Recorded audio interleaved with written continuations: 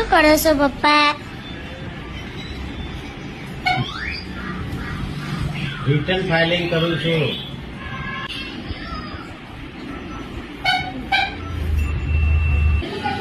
એમાં શું કરવાનું હોય? રિટર્ન ફાઇલિંગ એટલે કોઈ બી વ્યક્તિ વર્ષમાં કેટલું કમાય છે અને કેટલી ઇન્કમ છે એ આપણે અહીંયા બતાવી દઈએ. રિટર્ન ફાઇલિંગ એટલે ઇન્કમ ટેક્સમાં આપણે બતાવીએ એટલે એની ઇન્કમ વાઇટ થઈ જાય, એની આપણે સાચી ઇન્કમ થઈ જાય એમ કહેવાનો મતલબ. અને એ પ્રૂફ થાય એના જોડે કે તારી ઇન્કમ તું આટલું કમાયો વર્ષે અને આટલી એની આવક છે. એનું નામ ઇન્કમ ટેક્સ રિટર્ન. આ શાના કામ આવે?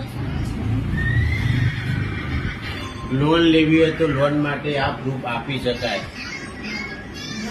કોઈ સરકારી કામ માટે માંગે તો આ પ્રૂફ આપી શકાય. કોઈ સરકારી કામ હોય ને એને આની જરૂર પડે.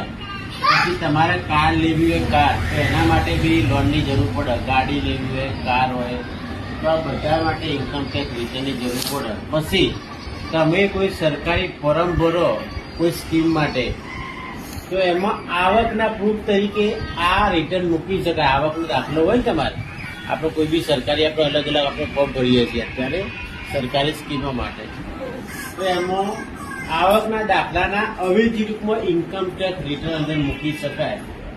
એટલે તમારી વાર્ષિક ઇન્કમ એ કામમાં આવે, અલગ અલગ કામમાં આવે. હવે ઘણા કામોની જરૂર પડે આની.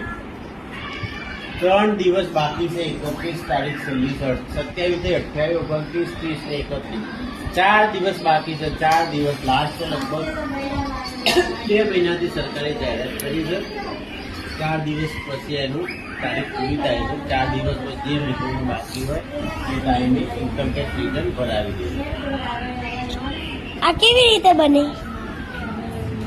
આ બનાવવા માટે એની વેબસાઇટ સરકારે નક્કી છે. એના અંદર આખી ડિટેલ ફિલ કરવી પડે. એનું નામ હોય, એનું પાન કાર્ડ હોય, એનું રહેઠાણ હોય, એનું ઇન્કમ સોર્સ હોય. આ બધી વસ્તુ એના અંદર અપડેટ કરીએ એટલે એક રિટર્ન જનરેટ થાય, એક ડિટેલ જનરેટ થાય અને એ જનરેટ ડિટેલ આપણે જે તે જગ્યાએ આપી શકીએ. એના અંદર જો આપણે ભરીએ છીએ ને અત્યારે જો આ ભરીએ એની જુઓ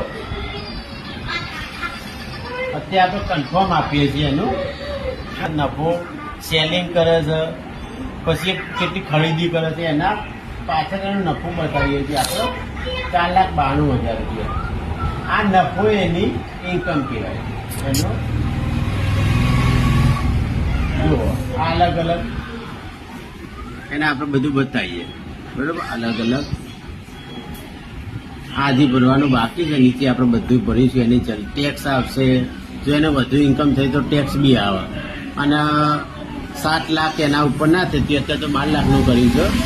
એની ઉપર ના જતો તો એનો ટેક્સ આવે નહીં, એના નીલ રિટર્ન ફાઇલિંગ થઈ જાય. બરાબર.